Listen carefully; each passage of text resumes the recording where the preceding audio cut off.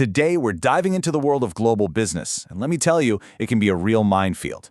We're going to talk about marketing ethics and how good intentions can go so wrong if you're not paying attention to the local culture. I mean, just think about that question for a second. How can a product that's meant to help babies, to nourish them, end up causing a global disaster? It sounds impossible, right? Well, the answer to that question is a massive lesson in what happens when you cross cultural borders without a map. And this is where our story starts. Back in the 1970s, Nestlé, one of the biggest companies in the world, found itself in the middle of a gigantic public relations nightmare. They were getting slammed with accusations of unethical marketing, and it led to a huge international boycott of all their products.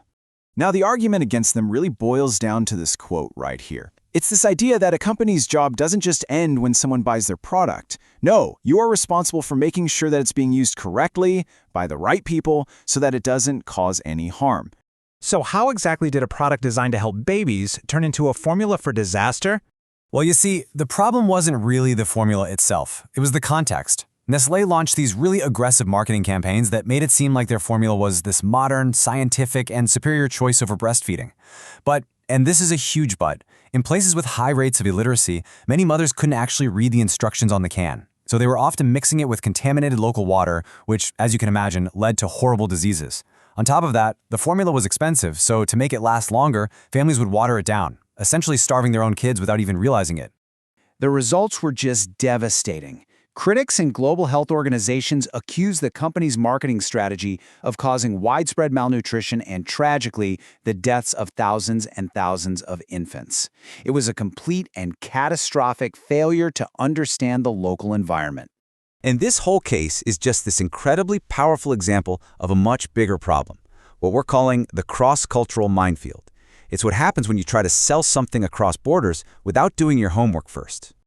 At the heart of all this is the idea of marketing ethics. It's pretty simple, really. It's just the study of what's right and what's wrong when it comes to marketing and selling things. Seems straightforward enough, right? Well, this is where it gets really tricky, because what's considered a totally normal business practice in one culture might be seen as completely unethical in another. Okay, take a look at this. It's a perfect example. In the US model, something like price fixing is a big no-no. It's clearly in the unethical box. But in the model for Russia, those lines get a lot blurrier. And what's even crazier is if you look at whistleblowing. In one culture, it's seen as your moral duty. In another, it's seen as a total betrayal. It just shows how different the ethical landscapes can be from one place to the next. And this tension tends to push companies toward one of two really dangerous extremes. On one side, you have ethnocentrism, which is basically the belief that my way is the right way and everyone else is wrong. Then, on the other side, you've got cultural relativism, the whole when in Rome, do as the Romans do idea, which suggests there are no universal rights or wrongs at all. Both of these mindsets can get you into a world of trouble. So, if going to either extreme is a bad idea, how on earth are you supposed to navigate this ethical labyrinth? Is there a middle ground? Is there some kind of moral compass that a global company can use to do the right thing everywhere without just forcing its own values on others or abandoning its principles altogether? Turns out there is a way forward. A researcher named Thomas Donaldson came up with a really helpful framework. It's based on 3 key ideas. First, respect core human values, things that are universal, like health and safety. These are your absolute bottom line. Second, respect local traditions, as long as they don't violate those core values. And third, always remember that context matters. It's not about having no rules. It's about applying them with wisdom.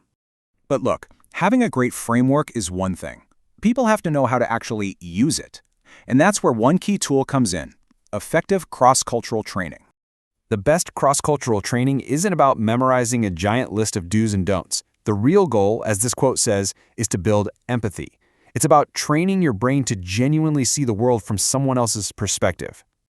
And a solid training program usually follows a clear path. You start by defining what you're trying to achieve. Then you design a program that's hands-on, using real-world scenarios, not just boring lectures. You have to train experientially, with things like case studies. Hey, kind of like the one we just talked about. And this part's crucial. You have to measure if it's actually working, and then use that feedback to make it better. It's a constant loop of learning and improving. So, what does all of this mean for you today if you're working in a global market? Well, think of it like earning a cultural passport. So, what do you need to get your passport stamped? First, you have to start with an open mind. That's non-negotiable. You've got to do your homework, understand the local values and norms before you even think about launching a campaign. A sense of humor is a huge help, but you have to be careful with it. And probably the most important thing is to just never stop learning. Every conversation, every meeting is a chance to deepen your understanding. And all of this leads us to one final, huge question. The Nestlé story showed us that a company's responsibility goes way beyond just selling a product. But in our crazy, interconnected world, where exactly do you draw that line? It's something every brand, and really every one of us as consumers, needs to think about.